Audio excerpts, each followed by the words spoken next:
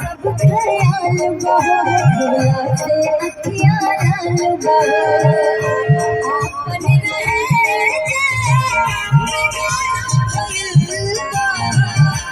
आपन रहे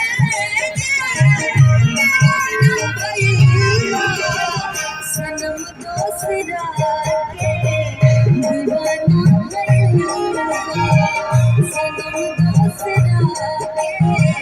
दीवाना